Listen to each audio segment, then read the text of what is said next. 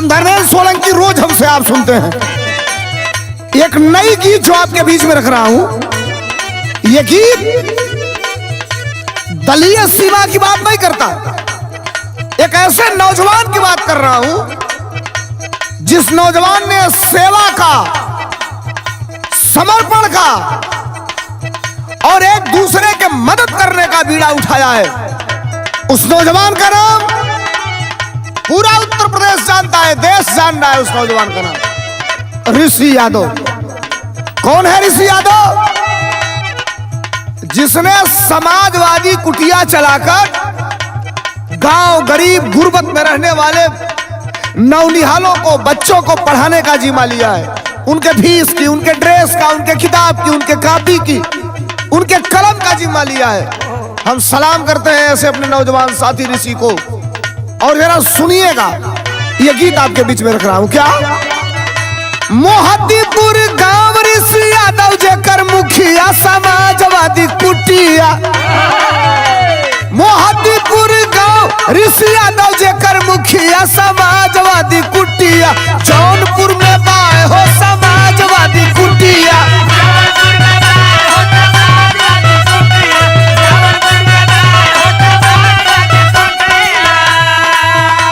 मोहद्दीपुर गांव ऋषि यादव जेकर मुखिया समाजवादी कुटिया। हाँ समाजवादी कुटिया। जौनपुर में बाय हो समाजवादी कुटिया।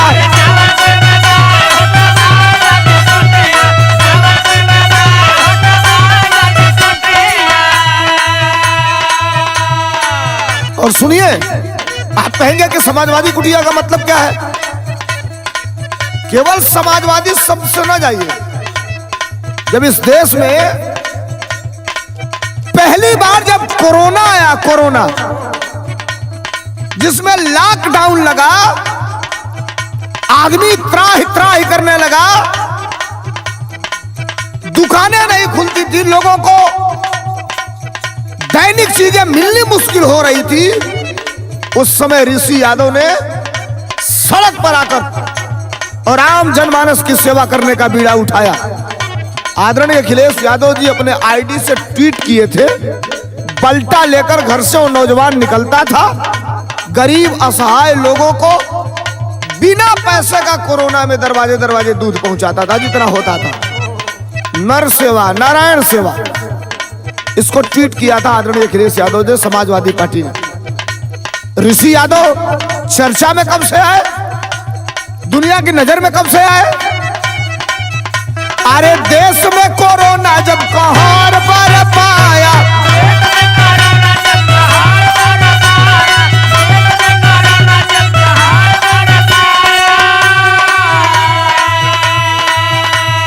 ऋषि यादव सेवा का बीड़ा तब उठाया।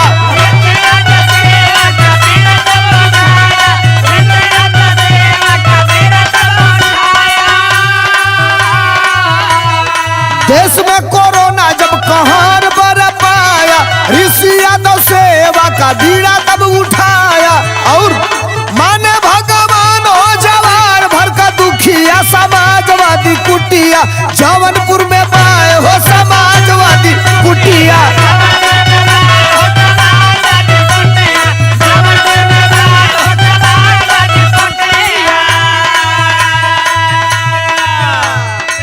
कोरोना काल में दूध तो अपना देते ही थे, लेकिन ऋषि की नजर गई गांव के उन गरीब परिवार के बच्चों पर। जो परिवार अत्यंत गरीब था, विद्यालय भी बंद थे, बच्चे शिक्षा से वंचित हो रहे थे। ऋषि के मन में सेवा भाव की जो भावना जागृत हुई, एक छोटी सी कुटिया बनाया फूस की, और चाहता तो ऋषि यादव की कुटिया उसका नाम दे सकता था, अपने नाम से रख सकता था, लेकिन यही समाजवाद है। ऋषि यादव ने लिखवाया समाजवादी कुटिया, और वो कुटिया जिसमें समाज के हर वर्ग के बच्चे आना चालू कर दिए कोरोना काल में, और ऋषि ने पढ़ाना चालू कर दिया। अपने ही नहीं, गांव के अगल बगल के अपने साथी, जानकार लोग जो पढ़े लिखे नौजवान थे उनको वहां खड़ा कराया और वो नौजवान टीचर बनके उन बच्चों को पढ़ाना चालू कर दिए। धीरे धीरे ख्याति फैलती चालू हो गई। तब आज ऋषि यादव की कंडीशन क्या है? वो समाजवादी कुटिया देश दुनिया में नामी हो गई। जिले का जो भी संभ्रांत आदमी है उस कुटिया को जानता है, प्रदेश का जो भी आदमी है जानता है, देश विदेशों तक ऋषि यादव की कुटिया की खबर चली गई। और ऋषि आज भी बदला नहीं, उसी तरह उसी स्वभाव से है। एक लक्षण में देखा हूं ऋषि में, क्या? ऋषि पास जे भी अभाव लेके आवे,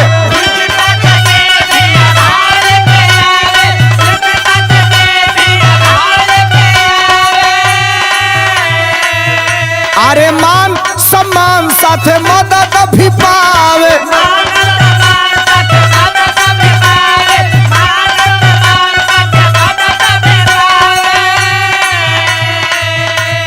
ऋषि पास जे भी अभाव लेके आवे, मान सम्मान साथे मदद भी पावे। सरल स्वभाव सबसे रखेले पीरितिया, समाजवादी कुटिया जौनपुर में पाए हो समाजवादी कुटिया।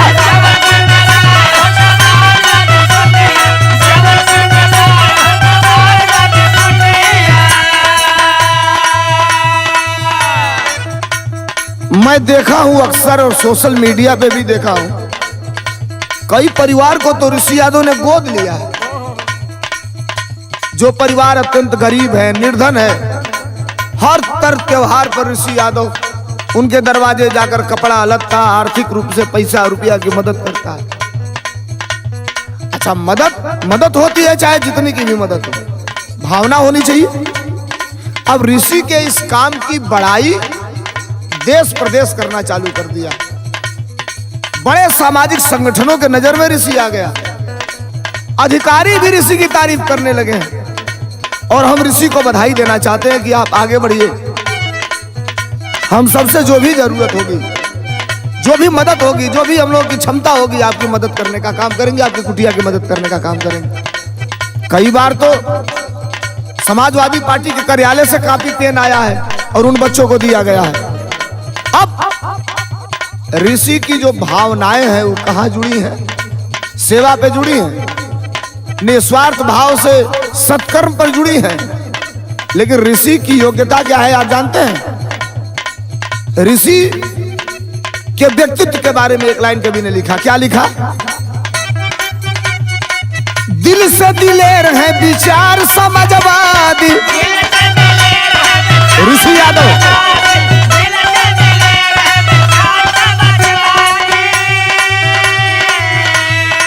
शिक्षा एलएलबी अधिवक्ता की उपाधि,